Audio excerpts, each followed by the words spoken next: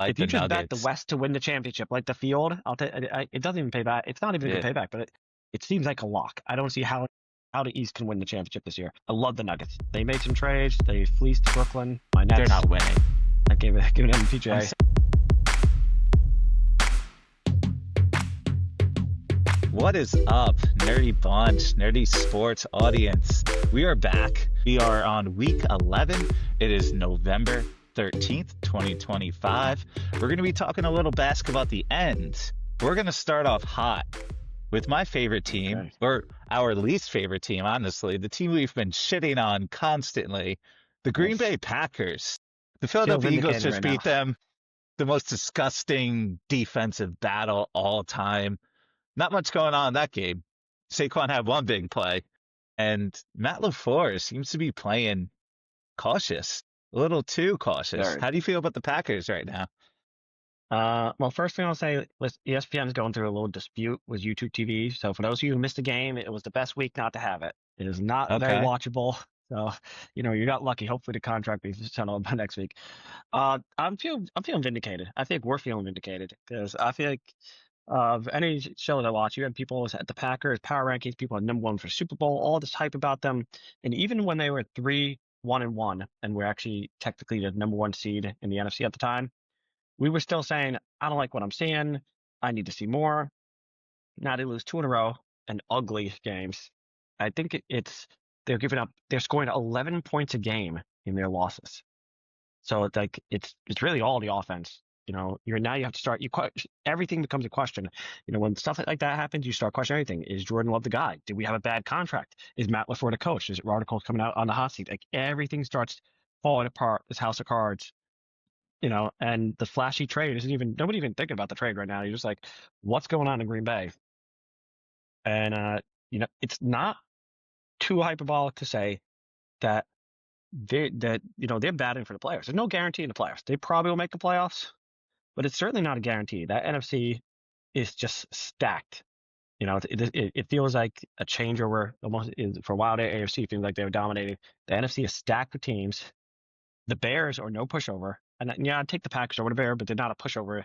And they're going to be battling to get in the playoffs. It is not a foregone conclusion where it seems like preseason, Super Bowl picks. And, even the idea of not making the playoffs, it's forgettable. But they got a lot to do, a lot to think about over there. It's like they could use a bye week. I don't know, they're not getting one, but they need something. They need a reset. I don't know what they need. Maybe an exorcism because it is not good over there. And we've called it since week one. Well, not week one. Week one they look great at Detroit, but since week two, I feel like we've been saying something's wrong here. Like you're eating the sauce and something's not right. There's a missing ingredient. Somebody forgot to put the salt in. They put sugar instead. It's not doesn't taste right. So they got problems. Problem is, Matt LaFleur waits till like third down to call a pass play. hmm Like you could call run plays, but like Ben Johnson had a nice quote saying like, look, we only have 65 plays. I'm not going to waste any of them.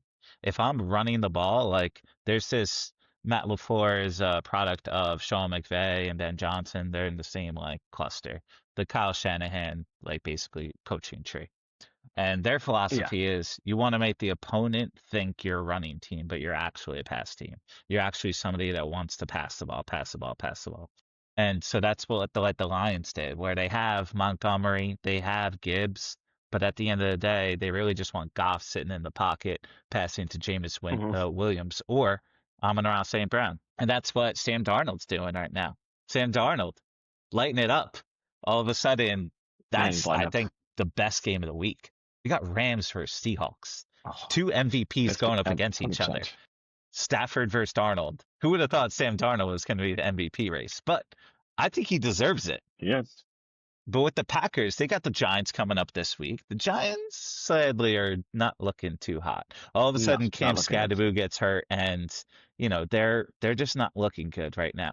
They've had a lot of bad No. losses. All of a sudden, that like Bears loss, talking about like playing scared, like they let the Bears get back in that game, and it's Caleb Williams is so talented. He's talented enough that you need to play aggressive. Greg Olson talks about this all the time. He hates field goals when it's not closing the half or finishing the game hmm because it's not really worth it to get a field goal. Then all of a sudden you get you give the team back the ball, all of a sudden they have the ball now at the 40-yard line because the new kickoff rules. All of a sudden they only need like 30 Mhm. yards to get another field goal and tie what you just did. But if Yep. you miss the fourth down, then all of a sudden you're in the red zone and this team now has to go 90 yards to get a touchdown or at least 50 yards to get in field goal range. Like it's worth it to just play aggressive, go for it. And that's what Ben Johnson did. That's what the Lions still are doing with Dan Campbell. It's not just Dan Campbell's philosophy. I think these teams have to play more aggressive. And the Packers, I just haven't believed in them because they have a bunch of talented players, but no absolute elite players. I mean, Micah Parsons is elite, obviously. But like on offense specifically, like Josh Jacobs is fine. You know, they have a bunch of great wide receivers and Watson being the highlight. But like missing Golden, now missing Tucker Kraft, who was the number one tight end in the league. Mm. It's not looking good for them. I mean, they're sitting at 5-3-1 right now. The Bears and the Lions both ahead of them. ESPN still gives them a 70% chance to make the playoffs. The Bears right now at 50. So you basically have those 8 teams. And honestly, I do agree with that. I feel like on the NFC side, you really just have those 8 teams trying to figure out 7 slots. And it's really just a seeding game. Even though we still have 6 weeks left, it's really just a seeding game. But I want to jump now to the Rams and the Seahawks. Two of the teams that I felt initially, I brought it up. The Rams were the team I was scared of the most when it came to who was going to beat the Eagles.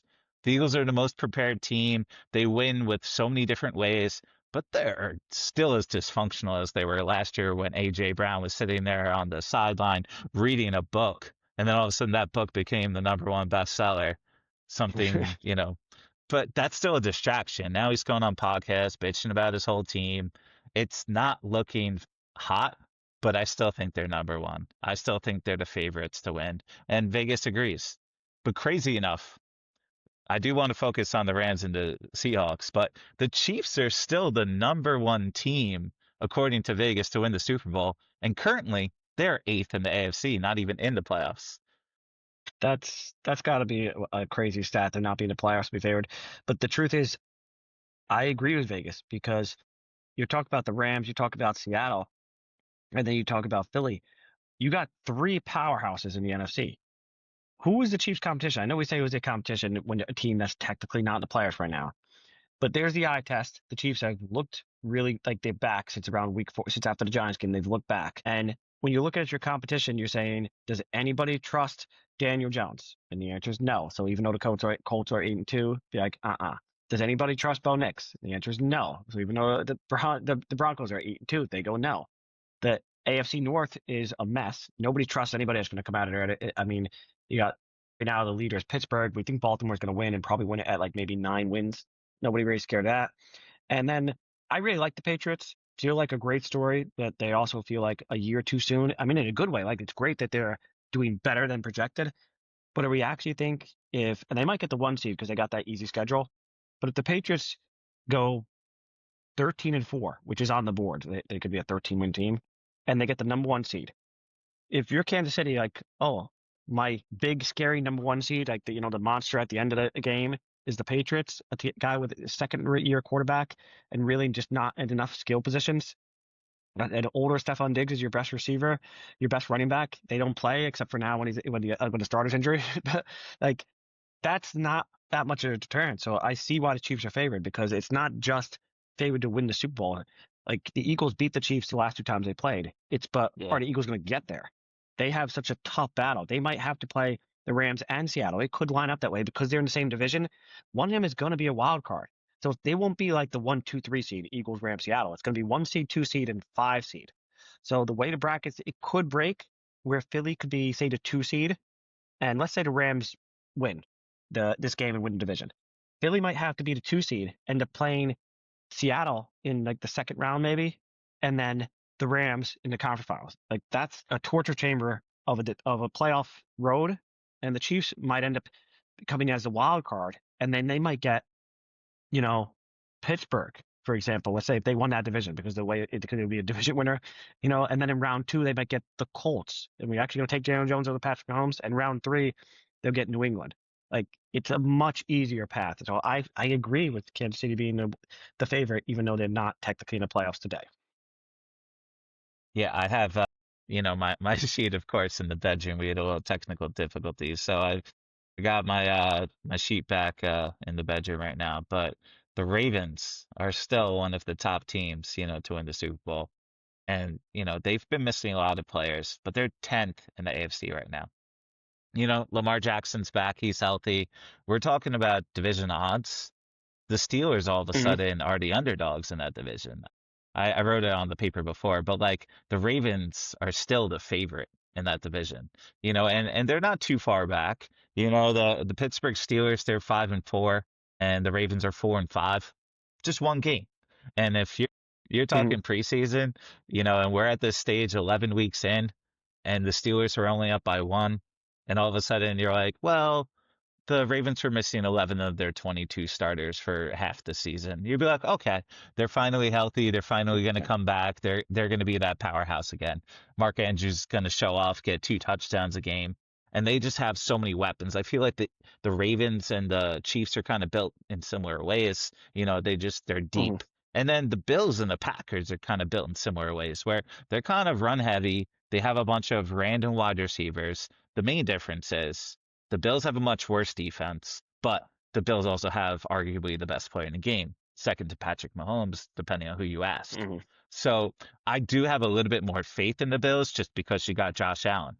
But it's still football. It's still a full team sport. It's not basketball. You can't just run with Luka Doncic and win the championship, and that's why the Mavs exploded and they're like, let's scrap this because we don't trust this guy anymore. But let's save that for the end of the podcast. Nico Harrison, though, bye bye. Good luck. Good Yeah. riddance. But yeah, I mean, I'm looking at the standings. The Eagles are number one. All of a sudden we got the AFC though. You have the Colts at number one, the Broncos at number two, and your Patriots at number three. The Patriots and Drake May, probably the number three guy in terms of the MVP race. Now Hmm. the Patriots are actually heavily favored to win that division. Do you have as much faith in the Patriots as you did weeks ago? I can't imagine you think differently about this. No, I mean, I have more faith if possible. I Yeah. mean, they have the easiest remaining schedule in the NFL. They're 8-2 now, so yeah, I mentioned 13-4. Honestly, I think that's like the baseline case. It might be 14 wins. Now, and I'm not saying wins are everything because of the easy schedule, that's different in playoffs, but it does get you a 1 seed. And if they get the 1 seed, which they can easily get because even though the Bills get another shot at them, they are a game up already. So even if they lose that, if they win their other games, they could still get the 1 seed.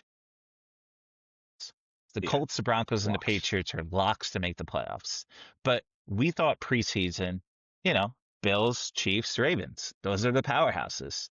Do you feel like those Hmm. three teams are going to be able to compete with the powerhouses when it comes to playoff competition? I think what you got to look at here is in the NFL is it's a game of quarterback and coach.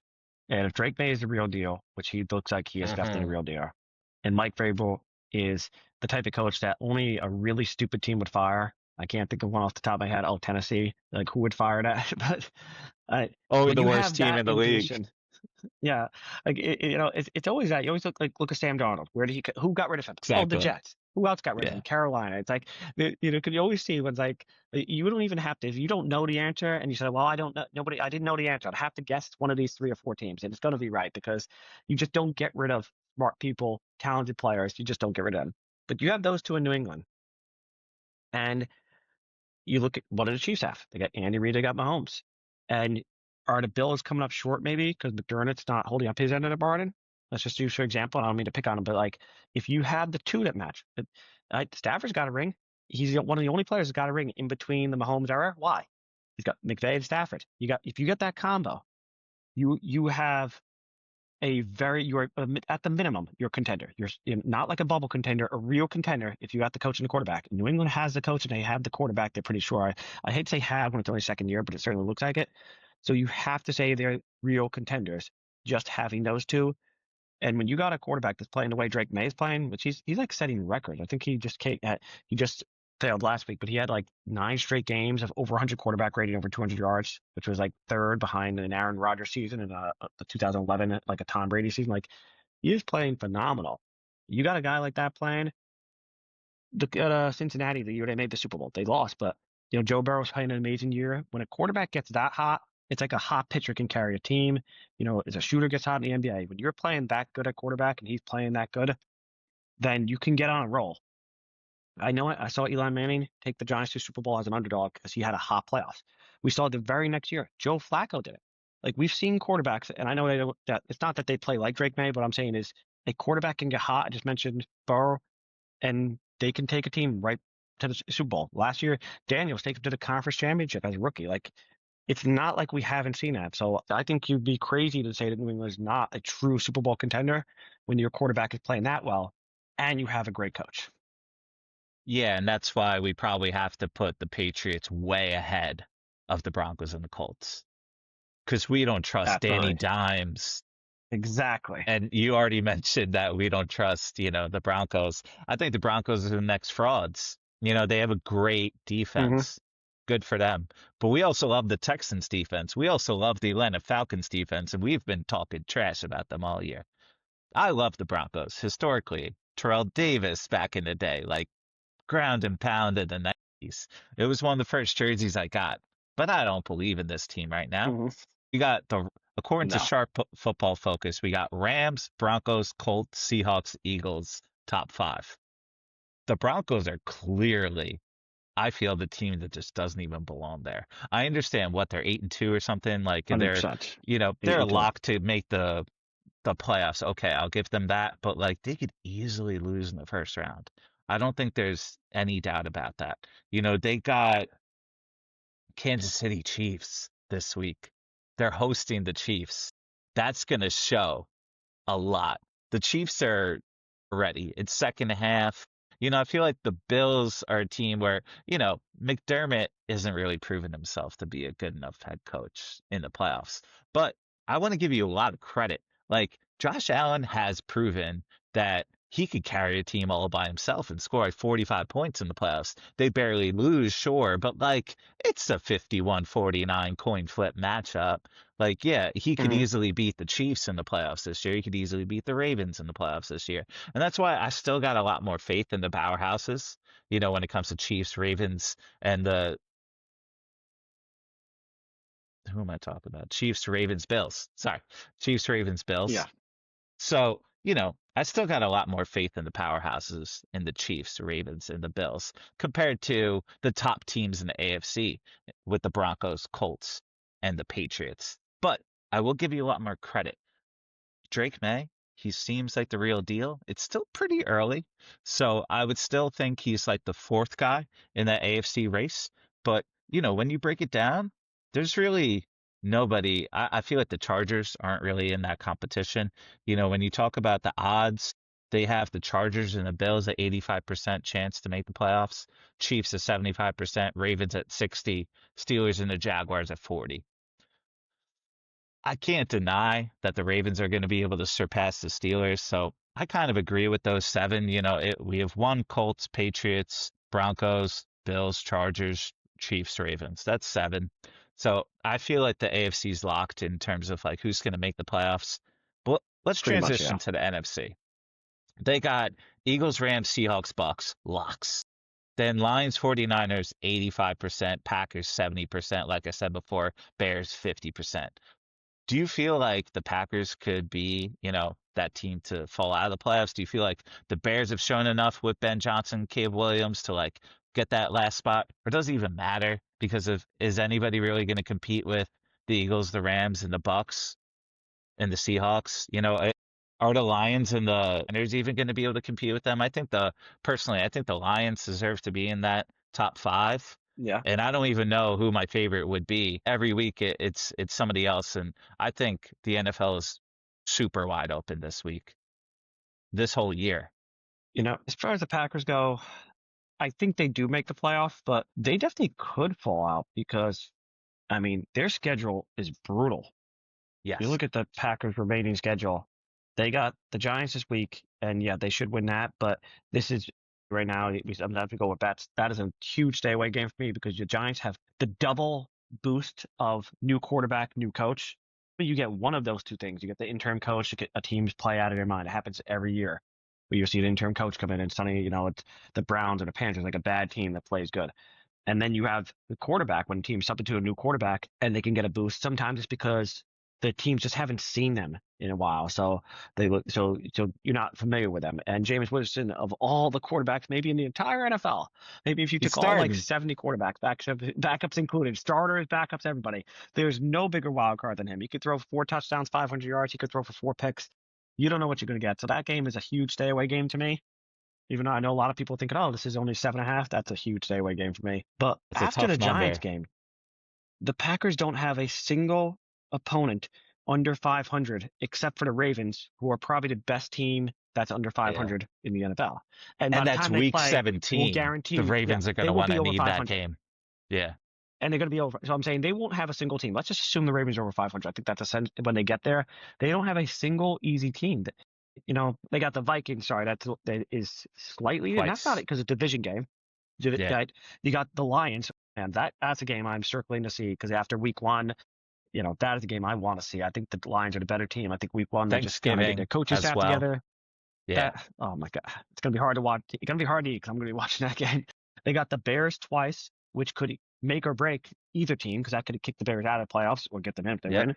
They got the Broncos, who I know we're a little, we both don't think they're amazing, but they're certainly good. On the road. And you got, like we mentioned, the Ravens. I mean, there's no easy games here, No. No. so they certainly can. If you made me pick, if I bet, and I do bet stuff, I think the Packers do slip in, but I think they're slipping in as a 7 seed, and that goes to the Matt LaFleur discussion where it's like, is he on the hot seat? Well, you have the 7 seed last year. They were 7 seed the year before. They missed the playoffs the year before that. Aaron Rodgers last year, and if you're the 7 seed again after the Micah Parsons trade, Yeah. I could see how that's a hot seat because sometimes there has to be a fall guy. It can't be Jordan Love. You just paid him. Just because of his contract, he can't be the fall guy. It's not the defense. The trade has worked as far as the Packers have had a great defense. So who's the fall guy here? It falls on the feet of the coach. So the Packers are in definitely possible making the playoffs. I think they'll make it, but I think 70% is fair because that means 30% chance they don't. And I think that's a fair number to say 30% chance they don't make the playoffs, which makes this a huge failure of a season, especially after the Micah Parsons trade. That's a huge failure of a season if you can't get in the playoffs. It is, yeah. And honestly, I think the Bears have a much easier schedule. That's kind of why I mentioned it. They got the Steelers instead of the Ravens. So I think that's a much bigger difference. But they're still playing some tough teams, but it's definitely easier. They have the Steelers and the Browns. Those are their easiest matchups. But they're playing the Eagles on the road as well as the 49ers on the road and similar opponents and obviously a lot of division games with the Lions, the Vikings, and the Packers for them. But I think I actually have a lot more faith in the Bears than I do the Packers. So I think I agree with you with that. And if I'm going to take odds, I'm going to take the Bears odds over the Packers odds. And I think the Packers have been inflated. We keep talking about it week in, week out. We keep Yeah. telling everybody to bet on the Patriots and the Colts. Start betting on the Bears. Honestly, I like the Yeah. Bears a lot. Well, Matt LaFleur just turned 46, so he's still pretty young. I don't think he's hot yeah. seat fireable, but he is on that, like, is he elite? Is he one of the best coaches? All of a sudden Sirianni's, No. upticking a little bit. I'm not saying he's one of the best coaches, but he's upticking. He could prove himself and Yeah, absolutely. continue to prove himself. Sirianni's at least good at Well, getting dysfunctional players together. uh, They're able to I'm going to take draft it a step Jalen higher. Carter. Go for it. You mentioned it about his coaching. Is Matt LaFleur the worst coach in that division? Ooh, Ben I'm Johnson. serious. Ben Johnson's looking real good. Yeah, Dan Campbell, we're all here huge fans of, and huge everybody fan. talks about O'Connell being like the tall Sean McVay is what people call him. Yes, Like yes, it's very true. he would be the one where you'd be like, well, I don't know, but considering what he has to deal with at quarterback for years now, he had the one year they got Sam Darnold and they got rid of him for. Like you can make the argument that the four might be the worst coach there. You mentioned the Bears that you take the Bears over them. Momentum is huge in the NFL because it's short season. It's not the NBA where you could have, or like baseball. It's like you could have a team going like a 10-game losing streak midseason. Doesn't really matter because they'll wrap it back together. But The Bears aren't just 6-3. They opened up 0-2 with two bad losses. So they're 6-1 in their last 7 games. So you look at that, like, and that matters a lot because between young quarterback Caleb Williams, first year coach, who obviously needs time, coaches just like players, they need time to kind of figure it out, and then the combination of coach and quarterback, to me, I give them a bigger thing because that means that gel time, that first 2 weeks, matters a lot more than if Mahomes and Andy Reid lose the first 2 weeks. You're like, well, they've been playing together for 6 years. Why is this happening? I give them a pass for that 0-2. So they're 6-1 recently. Packers 0-2 recently. So you're looking at a team going up, a team going down. You're looking at a team that's got panic in the locker room versus a team that's got confidence in the locker room. So the Bears, you could argue, are better than their record because they're not just 6-2. I mean, 6-3. They're 6-1 in their last 7 games. That's showing momentum. They're coming together. Everything is kind of falling into place. And the Packers are sitting there going from, wait a minute, 2 weeks ago we were 3-1-1 and the number one seed in the NFC at the time, and now that was over 2 weeks ago, sorry, but now we're 5-3-1 and we're sitting at the 7 seed. So Yeah. yeah, that is definitely a question you have to ask yourself. And yeah, I think you could make the argument, considering the job that O'Connell's even done for the Vikings, you can make the argument LaFleur might be the worst coach there if you talk about the amount of talent he has on that team to work with. I'm not trying to ask for a guy's job. I'm just saying it's not a crazy question. Yeah, the Bears are, yeah, they're 6-1 in the last seven. They are a team that doesn't have a positive point differential. So I don't want to like act like Hmm. they're the greatest team ever. Plus, Caleb Williams has proven his upside, but not exactly solidified himself as one of the better quarterbacks. Not like Jordan Love is really that kind of quarterback either. I definitely want to make it clear I have more faith in the Bears, even though there's 45-point differential between the Bears and the Packers. I think there's just a little too much love with the Packers, and I'm going to continue feeling that way. I think we've exhausted the NFC, except for who do you got with the Seahawks Rams this week? I feel like so we got Bears Vikings. I feel like that's a game we can't even bet because the Vikings have lost a bunch recently, like to the Chargers, I think. They lost to the Eagles recently. They lost last week to the Ravens. They beat the Lions the week before, but I don't fully trust like either team. I know that's also a division game, so I don't want to bet that. And honestly, I'm not betting Rams Seahawks, but I'm curious, like, who do you think wins that one? Man, this is really, really tough. You got the Rams have home field, which should give them the edge, but Seattle's better Yeah, on the road. So that three and a half point it kind of favorites. cancels each other.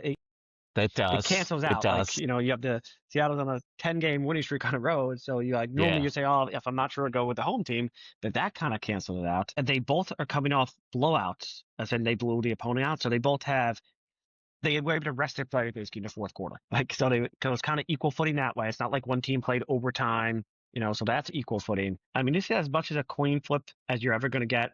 I'm going to go with my heart over my head, and my heart is going with Seattle. My head says the Rams, you're at home field, and they got the more experienced coach.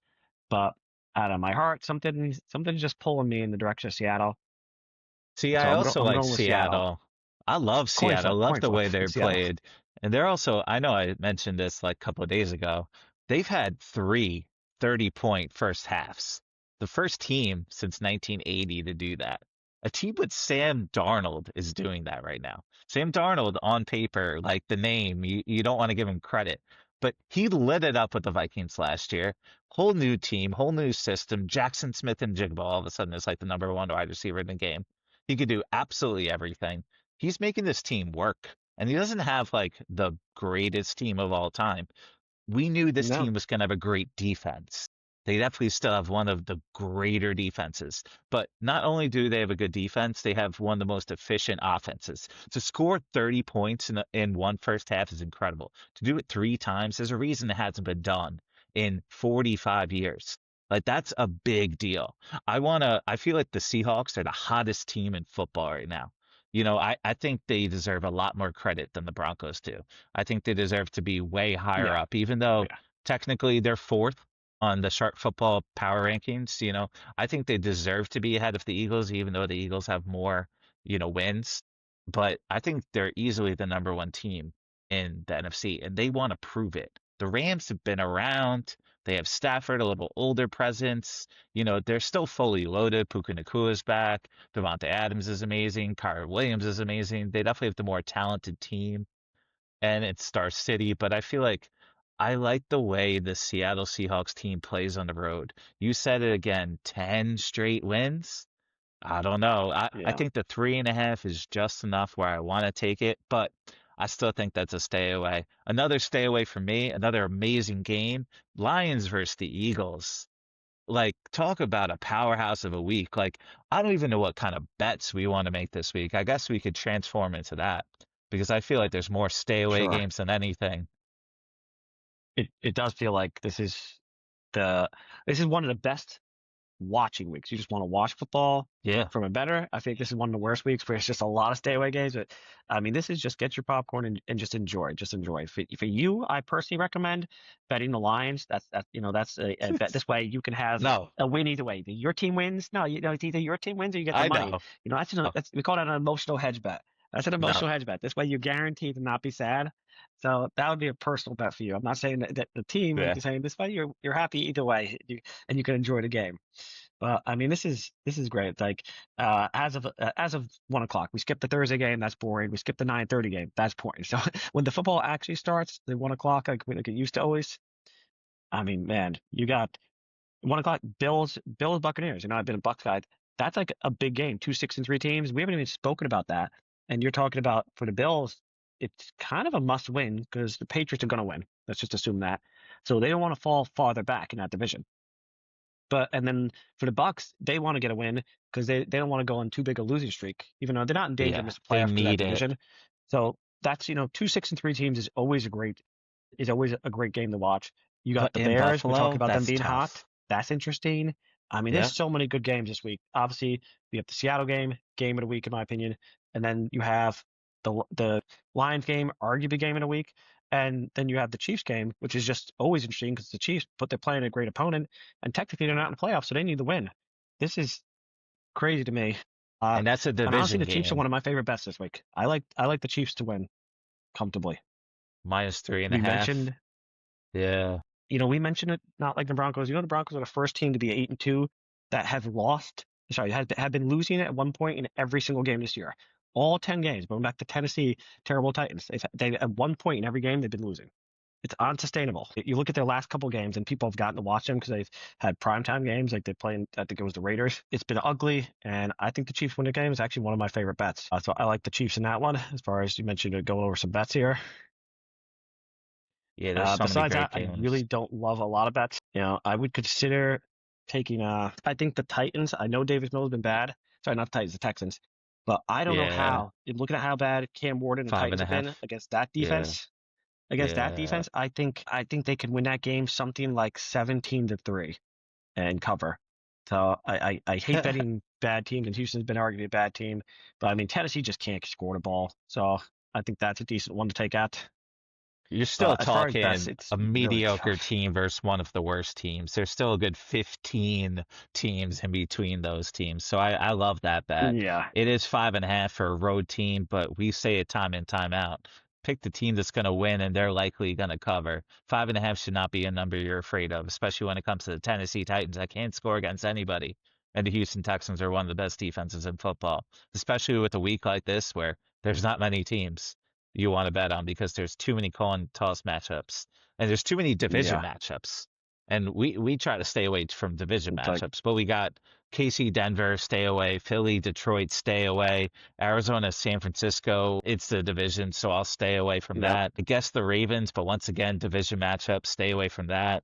Rams Seahawks, stay away from that. Jacksonville versus Chargers, that's a Mm, coin toss matchup, stay away from that. Pittsburgh versus Cincinnati. Pittsburgh's definitely a lot better, but that's a division matchup, and Steelers are kind of on the downtick. All of a sudden, the Ravens could easily be tied after this week. Who knows what Cincinnati's going to do? I would like to pick the Steelers, but one of my golden rules is don't pick on a division matchup, especially I would when it consider comes to the the over in that AFC one. North. The over, okay. I mean, it's 48 and a I half. know That's it's a high lot of already, points. Yeah. but the Bengals are averaging, giving up. They just giving up. So just their opponents are scoring 40 a game over the last 3 games. if you go over the last 5 games, it's still giving up an average of 37 a game. So if you say, okay, if they give up 37, because now 5 is a pretty good sample size, then you're saying if they can score 13, they cover the over. Actually, I think it's 48.5, so they actually only just score 12. So I think even though the over is high, and you're like, oh, how do you bet over is that high? On this week, which is thin, I could see the over there. You know, the Bengals, even on the season, they're giving up like 32. So you're basically saying that if Pittsburgh hits 19, you cover. I know Pittsburgh's not a, I mean, Cincinnati, they give it up 32, so it would be them getting, they're scoring a lot in the same time. Look how Joe Flacco's been playing. So I could see an over there.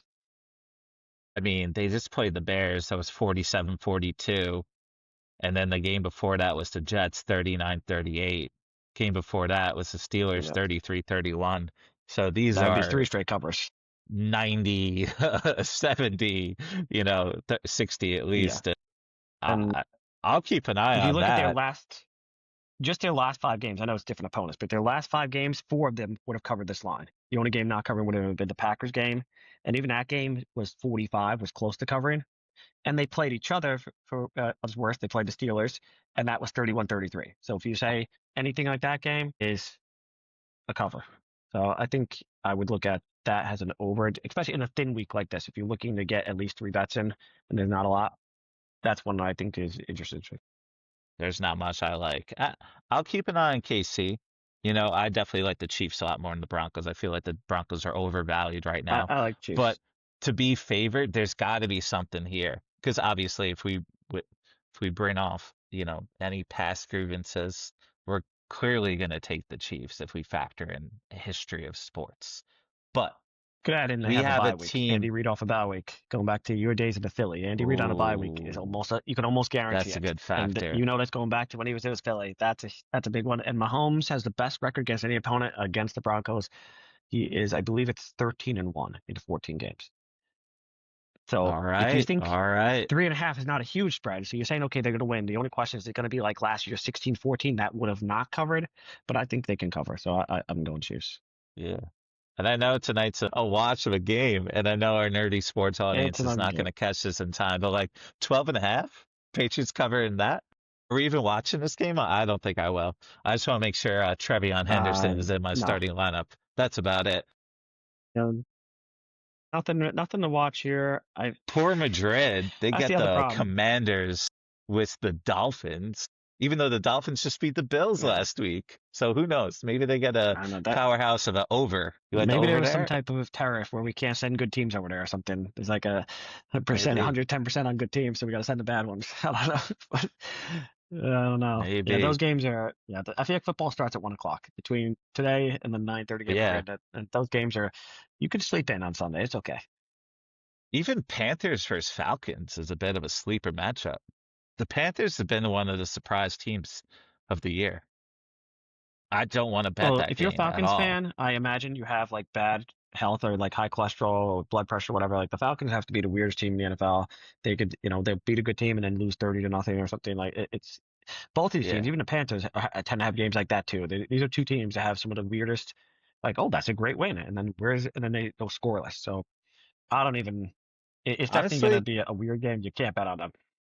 I hate betting division matchups, but the Panthers are a better team and they're They are. underdogs. Look, they're on the road. I get it. And trust me, I'm not betting it. It's just something to keep an eye on. If you guys like the bet, you may want to take it. I like the Panthers a lot Well, more than most the teams. when they played on the 21st September, the Panthers won 30-0. There we go. So What a for what outlier it's game worth. we thought that was, but now all of a sudden it makes sense. And I'm not saying I'm gonna bet it, but I kind of like Seattle plus 3.5. We like them to win, I like the hook. Yeah, and I do. yeah, I like There's the a hook spread, there. not to win, but that is a nice little hook right there. That's looking real tasty. I feel like if they lose by 4, and everybody's gonna hate us. But you know, so I don't really see anything else. Even Monday Night Football, Dallas, Vegas, that's garbage. Like, Yeah, it's like there's either absolutely unwatchable games or some of the I greatest think I games of this started. whole season. I think we Yeah, got enough yeah. bets. There's like 4 amazing games, and then there's some garbage games. And I started off saying, if by Monday ESPN and Disney don't come together with YouTube TV, that's okay because it's a garbage game. We got another week to wait out the negotiation here. If you're one of the people that don't get ESPN, then you're not missing anything this week. Yeah. Oh, it's so weird. Like the amount of different streaming services. Like we got Prime Video tonight. You have to have an Amazon Prime account if you want. Look, nobody really needs to watch the Patriots versus Jets, but like any Thursday night football game, you have to go on Prime.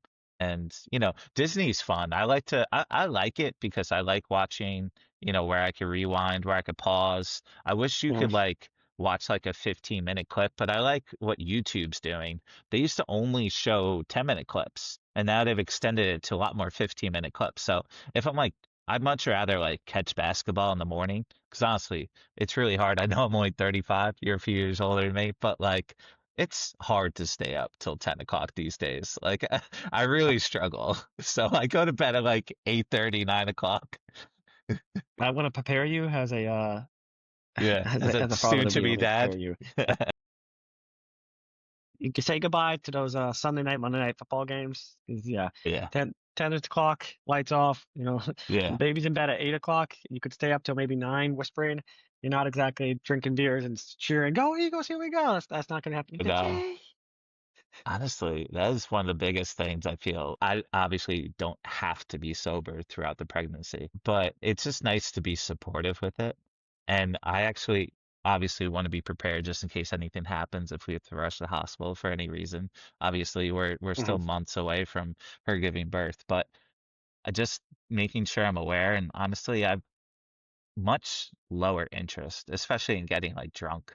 Like maybe having like a beer or Yeah. two, but I haven't drank since like I started, any of this, and that's been, about 2 months at this point. And, not that beer was like exactly everything for me, but I really have no interest right now. And I definitely am not going to be that kind of guy like getting drunk watching the Eagles and waking up in the morning, having a little coffee in the morning, throwing on YouTube, getting the 15-minute clips. Like I love it. And it's like jam Hmm. packed. I get the hot hits, and it's so much better. Like you're missing so much with those 5 minutes.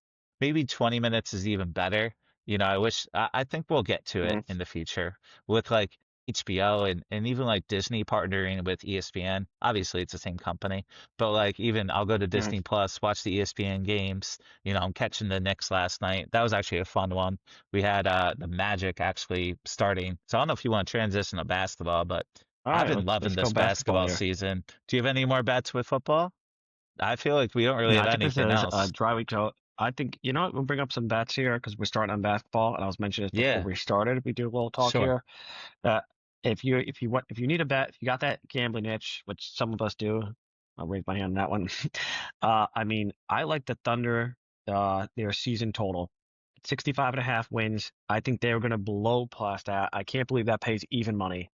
To me, that is free money. The only question is that obviously it's annoying to wait that long to get payback. You put your money in FanDuel, DraftKings, whatever. You're not getting it for months. I But love otherwise, to season-long me, bets with basketball. that's just a great bet. I don't see how that doesn't happen. And I'd consider taking them, take a flyer at them at 70 or 73. Good 70, I believe, odds. pays back 3.5. And if you do to break the record, so it'll actually be 74, is 18 to 1.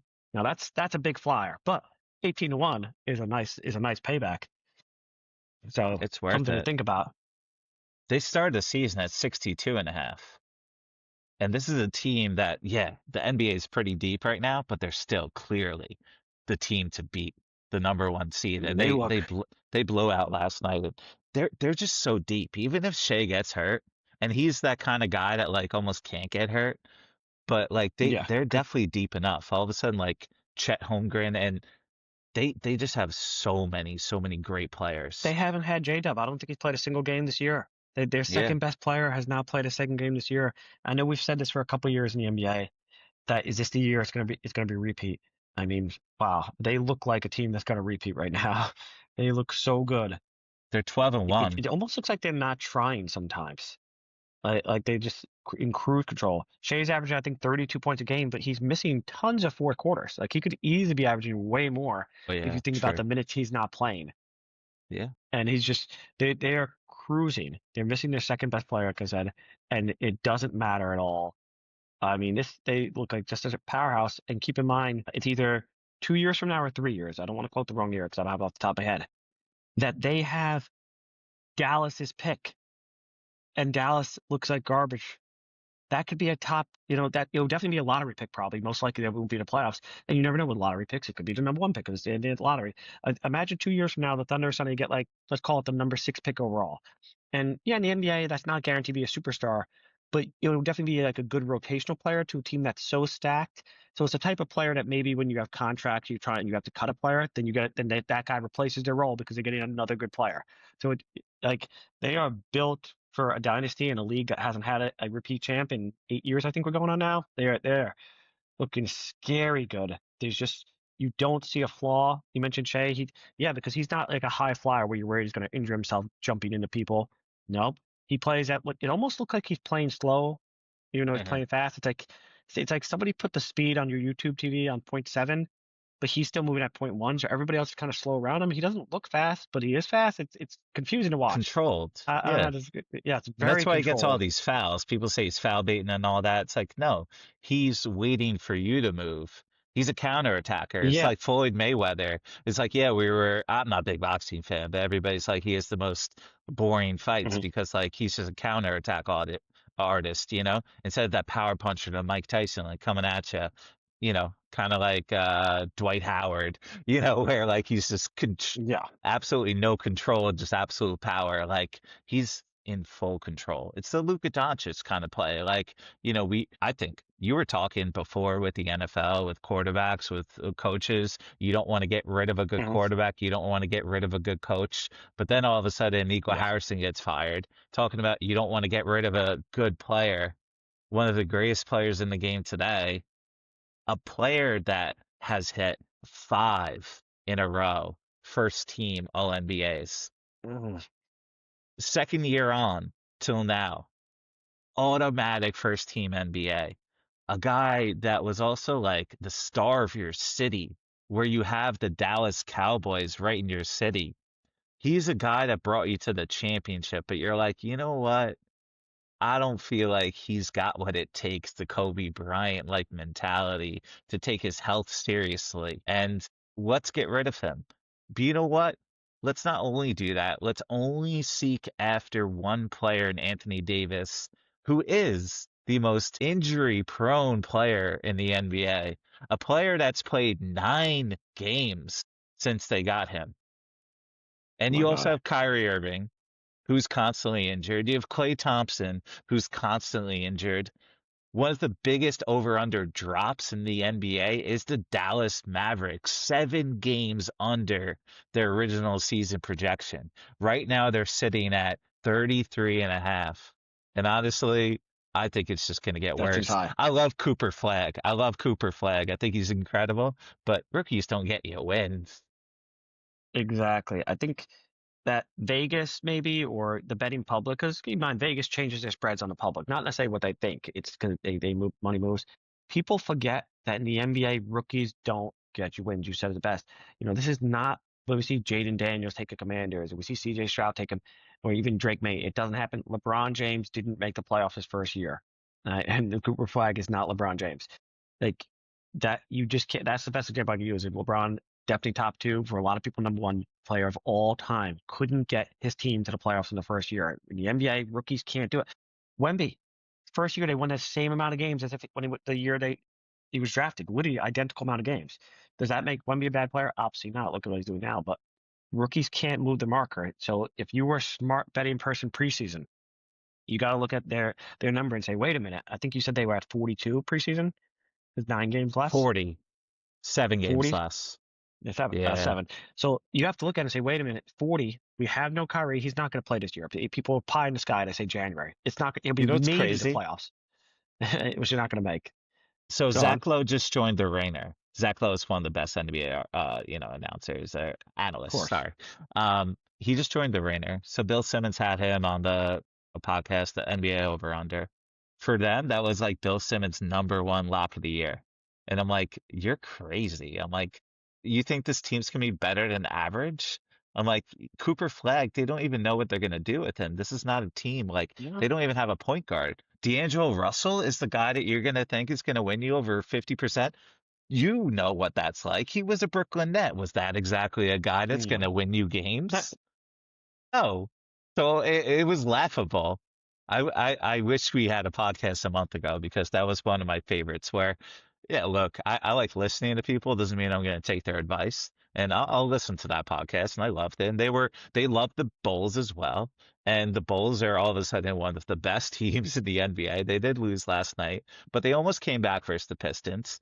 Their team, they're the biggest shift. So they're +9, the Bulls, from their original opener this season. They're at 41 and a Okay. half right now, so you could still pick them just to be a positive team.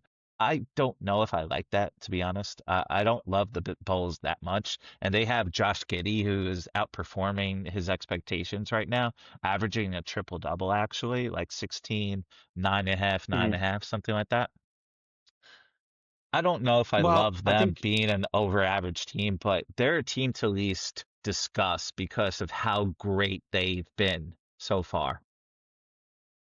and if you're just talking pure betting odds, what's nice about the Bulls, they play in the Eastern Conference. The Eastern Yeah, Conference is so bad that they have a flood of gimme games. You got the Nets paying for arguably the worst team in the NBA. You got the Wizards, and you got, unfortunately, Indiana, which we can see without Halliburton, they're already over. They can't make the playoffs. Like, that's three teams that have one win each. There is no teams in the West that have one win. So you have literally the three worst teams in NBA are in the same conference. You're getting those gimme wins. I understand that the Central is actually are the best division of the East, but you still have the rest of the East that you're playing mostly 3 and 4 games against, depending on how the schedule breaks out compared to Western Conference teams. So getting over 500 in the East is not that hard when you have a lot of gimme games. I get it, but And they're 6-5. I feel like their original preseason over under was a number to catch, but now all of a sudden you're betting them to win 42 games. They're a 500 team and they've outperformed their average. They're not a deep team. If you got Josh Giddey being your no, number yeah, one player, it's not exactly a team that I feel like is gonna, be a top four team. You're talking top four team in the East, and I don't like that at all. I think it's a great number. I wanted to mention it because I feel like the stock is way too high right now, and you want to cash it while it's in. The second best team in the NBA is fair actually the enough. Detroit Pistons, a team that without Cade Cunningham last night was still able to absolutely dominate. They didn't even have Jalen Duren. This is a team that last year was the biggest team to watch. It was like the Houston Rockets, Detroit Pistons. We were talking a lot about young teams that like were going to take a big step up. Obviously, Houston got KD. He got rid of Fred VanVleet, unfortunately, got injured. They got rid of some toxicity with Jalen Green. I think they're one of my Hmm. top teams to watch. They are 53 and a half, which I don't know if I'll take that because they kind of seem like a team that may win around that. They're +1 from their original preseason. The Pistons have Oh, outperformed expectations completely. They're only +3, but right now they're 49 and a half. Am I really going to take them to win 50 games? Maybe. If you're talking about the Eastern Conference, the Eastern Conference, who is a team that yeah. I'm actually going to take advantage of and actually do well because I don't love the Cavs. The Knicks are pretty in flux with a new head coach. The 70 playing well, but Joel Embiid, his health and Paul George, like you can't Yeah, really you can't count rely on on that. them. I don't like the Hawks. I thought the Heat would do pretty well. They're doing a little better than I thought. The East is still a mess. The Magic finally looked great last night in the Garden, but they're still only 6-6. I kind of like the Pistons at 50 plus. I don't love it, I but do. I feel like they should be higher than that. I like 50 plus because the NBA, we know the NBA is known that young teams go harder in the regular season. The Pistons are young, and there's hundreds of examples that you don't have to even talk about the playoffs at all. We're just talking about the bet here. We've seen hundred examples of teams put up 50, even 60 win teams, and they'll lose in like a second round if they're young. But the young teams, they hustle in that regular season. They win the games that maybe an older team's just not paying attention to. Well, I think 50 is very much in their reach because they're gonna try for it. Last year they made the playoffs for the first time in what feels like forever as a city of Detroit. like a decade. So I think they're going to really try hard in a wide open East where you have Indiana is now garbage. They went to the finals last year. Boston is going to be fighting to get in the playoffs after being a perennial. I think 50 is very much on the board for a team that's going to be trying. That's the key. They're going to be trying harder than maybe the Cavs, who have been to the playoffs multiple times, and I'll use them as an example. The Cavs are the type of team that they've been to the playoffs multiple times. They've done the try to get every win strategy, and now they might be thinking to themselves, let's make sure that Donovan Mitchell's super healthy and Mobley is healthy. So that's the type of team that Absolutely. might rest a player, where I feel like the Pistons are going to go after every game. So I'm just using them as an example. Maybe the Knicks even, because those are the top three teams: Knicks, Cavs, Pistons. It might also be a team that's like, okay, this year the East is wide open. So let's worry about health more than just winning games. But the Pistons, that's my opposite. That's a team that's like, let's get the one seed. We want the one seed. We want the one seed. So I think 50 is a good bet. I like that bet a lot. I think it's one of the better bets you've said that. So I think that's definitely a one to go for. I like the Pistons there. I think they're also a fun team to watch. I mean, you look at the disparity in the East and the West. To me, this is one of the big examples is point differential. Vegas loves point differential. Yeah. Number one in the East, by the way, our home team, New York Knicks, at Yeah. Six and a 6.8. half. But Yeah. you look at the West by comparison. My God. Number one, Oklahoma, 15.5, almost triple what the number one East is. Number two, Yeah. Denver, 13.5, still double what the number one team is. Number three, Houston at 11. That's almost Yeah. double what the Knicks are. You go down the Yeah. line, by the way, Spurs at and number 7. four is Spurs Yeah. six at 6.9. So the top four in the West are better than the number one team in the East.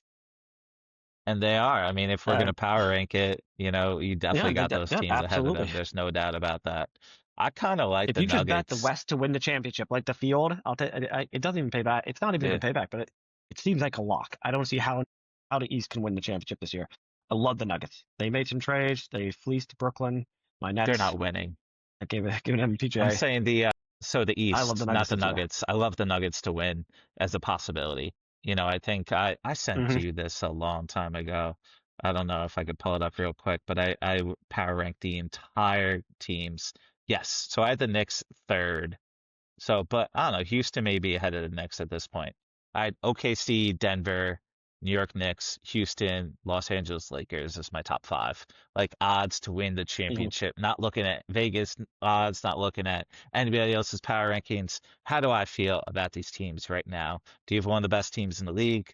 Do you have one of the best players in the league? I feel like that matters a lot.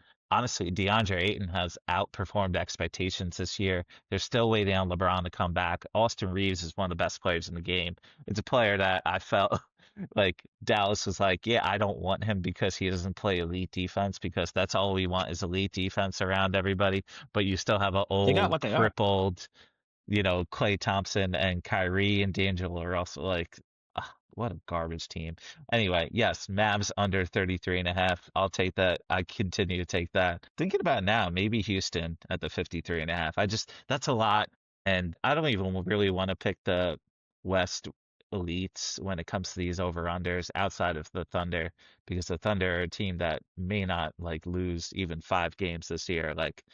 And they're also It's hungry. possible. They're young, they're hungry. They're not just like old team that just made the Yeah. finals, like Shaq and Kobe, like, oh, we're gonna grind. We're gonna do like 52 and 30 and just make the playoffs, then, turn it on. And that's what you're talking about the Cavs, where they're like, let's just be healthy. Let's get there and we'll figure it out at that point. I do love the Lonzo Ball addition with the Cleveland Cavaliers. I like the Cavs a little bit, but you know, Darius Garland isn't exactly a guy that I could fully trust at this point. He's not consistent enough. The Mobley Allen connection hasn't fully clicked. The way I saw that team absolutely dismantle the Miami Heat and then in the next series, like look like the opposite team. I'm gonna be cautious, kind of like the Bills, until I see them in the playoffs for some of the best Yeah. teams. I do love Miami, of course. Like I'm a fan of them, but they are gritty as all hell. Like when you talk about teams that are way better than the original season expectations, you have the Bulls at +9, big gap. Then all of a sudden the Miami Mhm. Heat are +5 from, the preseason betting odds to where they're at now. The Miami Heat are 43 and a half. So are they going to be above 500 team? I think they can, and then you have Spurs at +4. See that. So +4 actually of the Spurs, the Bucks, and the Blazers. The Spurs lost last night. We talk a lot about the best players in the game, right? So last night the Warriors went up against the Spurs. Victor Wembanyama and Stephen Castle both had triple doubles, both lit it up, and the Spurs are actually super deep, ready to build a championship now. They put all their eggs in that basket. But because of Steph Curry's greatness, he hit 46 points, 5 rebounds, 5 assists. They were able to win that game. So when you talk to these playoffs, when you talk to these over-unders, you want to make sure you got one of the most elite players in the game. And the Warriors, I think they're ready to win 50 plus games. Right now that they're 49 and a half. I think they're a team. I'm at least gonna keep my eye out on them. They are a little further. They're only 7-6. So I don't know if I'd bet it yet. But they're a team that Vegas obviously has their eye on because they're saying they're outperforming or they're looking to raise their odds +2 games from the original preseason, but they're only 500 right now. I think they got something. They got something that they don't want you to bet the under. My problem with the Warriors, to me, that's like we spoke NFL stay away game. It's a They're stay away old. bet for me because they're Yeah. old, so which means injuries always knocking on the door. Any day could be the day that Jimmy Butler misses 20 games, and we know he's had some injury problems. Steph Curry just pure age, and I wouldn't call Steph Curry injury prone, but he's been injured before, where he could be like, oh, he gets injured and miss 20 games. But with that injury, we could fast forward a month from now and say the Warriors are like 20 and 12. You're like, oh, they're on a crushing pace. And then you can wake up because you go to bed early now, and you'll see the next morning because that's a West Coast game. Oh, Steph Curry hurts his hamstring, out for a month, Yeah. and Oh just yeah. like that, there goes a chance to get at that. So for the Warriors, they're a better team to bet on game by game. I don't like them for the season long bets because season long bets has a lot I to do with agree. health. I found it interesting though. That's the only point I'm trying to make. I found it interesting that they're all of a sudden like higher expectations than they were preseason, and they are literally 500 right now. Like, why are you thinking they're going to win 50 games? Is there something I'm not seeing? Like, I think they're a team that's waiting I for the don't know. playoffs. They're going to be in the play-in tournament. I Yeah, I don't see them being a top 16. I think they're great when it comes to the preseason, like teams to win the championship. You have Steph Curry, one of the greatest players in the game. And Jimmy Butler will show up in the playoffs, but is he going to show up in the regular season? Probably not. Quentin Post, is he even going to start? Like, I don't love it. There's just something Vegas is cooking to make me think that they're going to be in the 40s. Like, I think that's a lock, but it's tricky. yeah. I mean, in the West too, I think you can to me, like definitively, five teams are better than them. OKC, Denver, San Antonio, Houston, LA. That's like definitive. But yeah, And then Minnesota, I have a better record. That's maybe debatable if you want to talk about, youth and Minnesota can be a little silly at times, but that's five teams definitively. Minnesota has a better record. That pushes them into the play-in. So I think you're right that they're destined for the play-in. I have a hard time seeing them getting. Maybe they could scratch and claw for that 6 seed. yeah, like the Timberwolves started the year 49.5. Now they're 48.5, but they're outperforming them. It's only a couple games, but they're 7-4. They also had Anthony Edwards, a youthful guy who, yeah, he's a high flyer, but he's less likely to get hurt than Steph Curry. Anyway, I want to talk about some of the teams that, when you talk about bets, teams on the Mm, downtrend. We have three teams with only one win. Sadly, your Brooklyn Nets, who could be the worst there, team of there. all time. Like literally, they could be the Yeah, worst team this of all is. time. They already started the year at 19.5, and they've already dropped to 15.5. So Vegas is like, are they even going to win 15 games? I'll take that. They're not winning 15 games, like 16 games. Like they won I right mean, now, but like they're underdogs literally every single night. They got to be the worst team in the league. It's not even close. I'll tell you what. Gotta be honest. I was not paying attention to betting lines in the NBA at all preseason because there's so much NFL going on. But if I could have gotten under 19, wow, that seems like just a golden bet to get under 19. And I agree with you. I don't think they're getting a 15.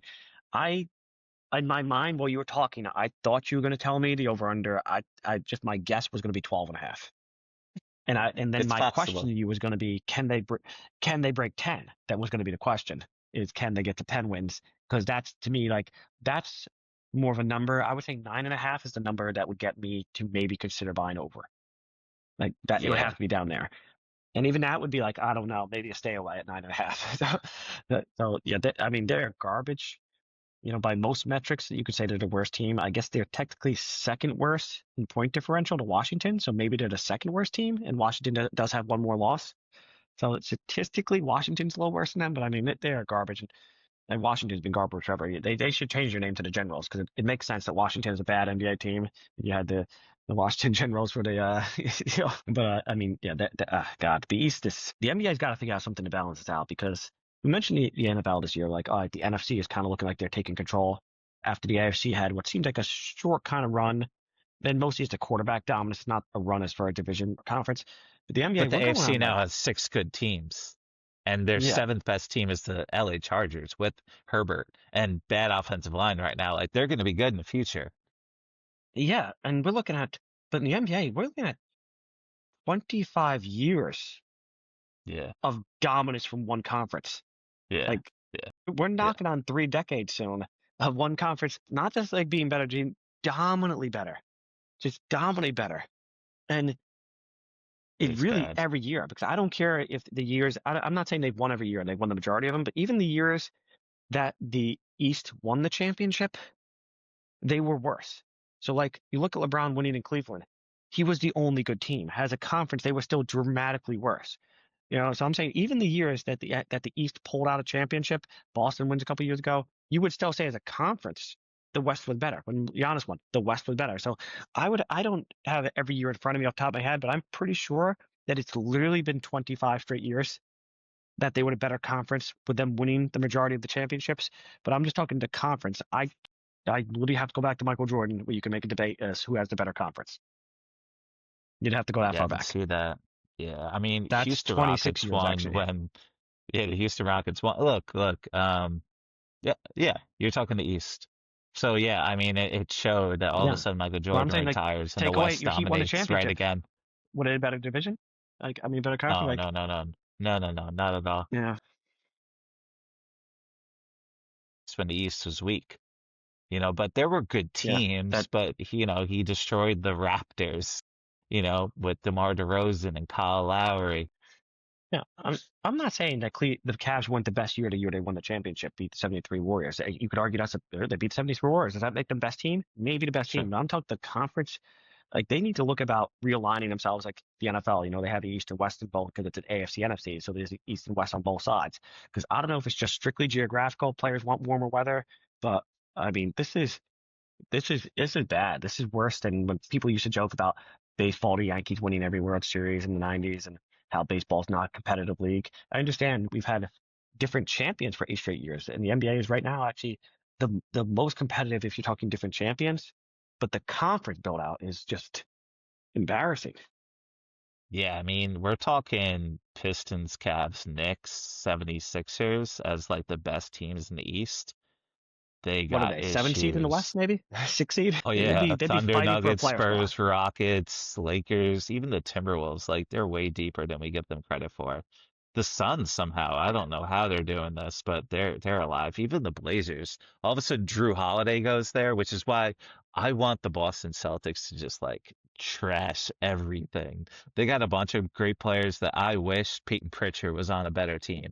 I wish, you Mm. know, White was on a better team. I wish Jaylen Brown, I know they're not going to get rid of him, but I wish he was on a better team. All of a sudden, Drew Holiday goes to the Blazers. Now the Blazers are probably going to be over 500.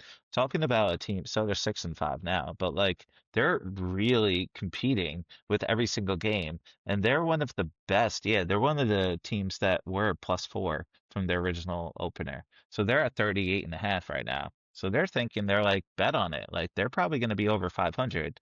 That's a lot of good teams in the West, but we're talking some of the worst teams. I think the garbage is still balanced a little bit.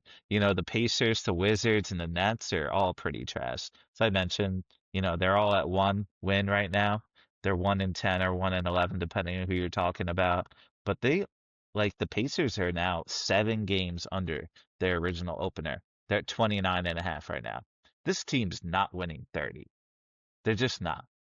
No, I don't have any doubt no, about that. One of my favorite bets is under 27, 29.5. I know in terms of like stocks, you want to like hit, right at the start, but like take the mm, trend as it's going. Like take it on the way up. As long as you don't catch at the yeah, peak, which is why I think the Bulls are kind of like that at their peak. I'm like, they're starting to crumble. Take it while they're starting to hmm crumble. The Pacers are going to continue to get worse. Tyrese Halliburton clearly like was everything for them. They were the engine. Plus, they're exhausted from last year. They're exhausted from the that's run they a big went one. on. You know, And they you lost talked to you Turner. mentioned stocks. Miles Turner's now in That's Milwaukee. that's what they call it. They call it catching a falling knife. There you So go. get on the trend. Don't try to say, oh, I'll bet the over once it gets low enough. No, no, no. And I think you mentioned the exhaustion. That's a big one. I think the mental, because the players that are still there, I think they when you're entering a season, both exhausted. It's like, if you're tired, it's 2 in the morning, and you can't do basic math because when you're tired, it's like they're tired and they know they can't do anything legit as far as like compete for a championship. So you can't help it, but you kind of just you're not playing as hard. It's not that you're trying to be 1, 2, 3 Cancun, but you're going into a season that you can't compete in. They're not The season is competing. over Yeah. before it started. And your Yeah. best player is not coming back literally at all. Not even in June, he wouldn't be back. Like, so you're so demoralized.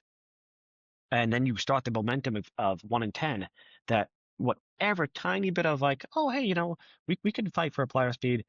You're packing in like, all right, guys, you're starting to look at next year, literally. Say, okay, next year we could, if we do bad enough, we can get a good draft pick, and then we can take the draft pick and Halliburton. Maybe we could build something. You're starting to think about that in your mind.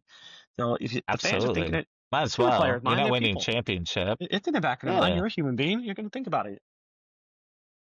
I mean, you got like the Boston Celtics and actually the Charlotte Hornets. So one of my biggest things this year has been the rookies. You have VJ Edgecombe, who's kind of like Dwayne Wade 2.0 in Philly. Like I love Philly, and I'm not even factoring in Paul George or Joel Embiid. Tyrese Maxey is probably like the Yeah, you biggest can't. jump this year of any player. Like he all of a sudden is showing he could lead a team to a championship, which I thought he was great, but I didn't think he was this great and they're top four right now in the East. And I think they could stay there, even if Joel Embiid only plays 20, 30 games. But in that like bottom Okay. tier barrel, like you have Con Knipple in Charlotte, one of the worst teams in the league, but like he's making the best play possible every single time. And then Saley Cooper Flag with one of the worst dysfunctional organizations right now in the Dallas Mavericks, the hmm number one overall pick, the team that everybody thought was going to win, Rookie of the Year, at least the player, sorry, the player that was going to win Rookie of the Year. I think I'll take VJ Edgecombe at this rate, when it comes to odds.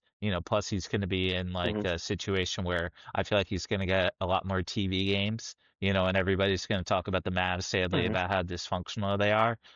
I hope Cooper Flag finally gets like the shine, but I feel like right now there's still that like Nico Harrison vibes, like a little too heavy, and it's gonna take a while Yeah, it's for very that. toxic. While we're looking at Luka Doncic lighting it up, looking slim in LA, on the one of the best teams in the league, it's gonna be really hard, You especially when know, LeBron comes back. what I thought about when you brought up Philly uh, is you talk about momentum and catching the hot. If I'm Philly right now, all right, I'm going to do a hot take. I trade Embiid. But no, that's not a I hot take don't at think I could all. win a championship. I don't think I win a championship. If you could trade Embiid, and I don't know if it's a good enough package, but I'll just say off the top of my head, what's a team that thinks they can contend, is older and has no size? Well, that's Golden State. So you would want to trade him to the, I'll use him as an example. And you say, okay, give me, 4 first round picks. In the NBA, you can do like up No, to no, four no, years no. out, like four firsts, four Embiid's got no seconds, value. Embiid's got no whatever. trade value. He's barely a top 50 player right now. Could the Warriors use him? Sure. But But like they're they got super Al short. Horford I for a think if you, reason. They would rather Al Horford than Joel Embiid right now. I guarantee it. I'm not saying they wouldn't rather him, but if you're saying Steph Curry's old, Jimmy Butler's old, like this is your I last get it. shot. You come the trade deadline, you say, okay, well, you know what? We know we're going to be bad. When Steph Curry retires, the Warriors have to rebuild. They'll be bad for like 5, 6 years. Who knows how long? So you say to Yeah. yourself, But okay, four screw it. first round You know what? picks, We'll trade sorry, man, around. that's not happening. trade some first, trade Kuminga, something like that. And if you're Philly, you say to yourself, okay, we got Kuminga's a young team that's amazing. good. They're If not we can really get, getting rid of Kuminga right now. They're not. They're not. He's I, really showing himself. He's working with I Steph Curry. yeah, He's but if you're making it work. He's the actually one of the best players right now on their team. I understand what Warriors you're have saying. no, They're old, but they're not getting Joel Embiid. Like, I think the Sixers should trade Paul George and Joel Embiid right now. I just think that even between the two of them, they're barely going to get anything. But I would take whatever you could get.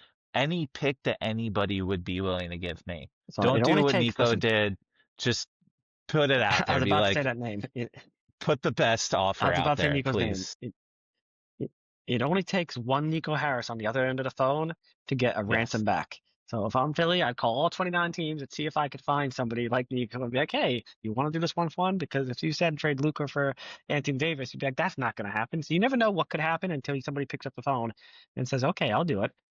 The I Warriors are a get smart it. team, but you said you never know. It says something could happen. You got a team that Look, thinks that it's their one shot to win a championship. They might be willing to pull a trigger for you. it's definitely the best possible location for him. You know, he just doesn't work with their style at all. But what a weird mess of a situation that would be with Jimmy Butler, Steph Curry, like Draymond Green, like all these moving pieces, Moses Moody, Jonathan Kuminga. I think, the Mhm. Warriors are kind of building for the future while trying to build right now. It's been such a mess trying to make that happen. The Jimmy Butler addition was good. I just think adding Joel Embiid, talk about toxicity, like those two clashed in Philly. There was a reason why Oh yeah. Jimmy left. Like, look, Jimmy leaves every situation. He couldn't even work in Miami. But it is on paper. What do the Warriors need? Yes, they need a big man. What is Joel Embiid? Literally a big man. And he's one of the best big men we got. He's an MVP caliber guy. A couple years ago, all of a sudden that career dropped heavy, real quick. And they should have traded him years ago. I don't know why they held on to him so long. Like they thought this guy had a lot more value than he did, but he was showing signs like it's exactly what they were worried about with Luka Doncic. He was showing signs that he just wasn't taking care of himself at all. He had knee injuries while he was eating double bacon cheeseburgers, literally on the court side. Like he wasn't taking care of himself. This is a guy that Philadelphia fans definitely had to get rid of. All right, let's wrap this up. So, all right. Thank you for joining us as always, Nerdy Bunch, Nerdy Sports audience. Really appreciate it. Like, subscribe, do all the good stuff on YouTube and Spotify. And as always, Scotty, Keep it nerdy. peace.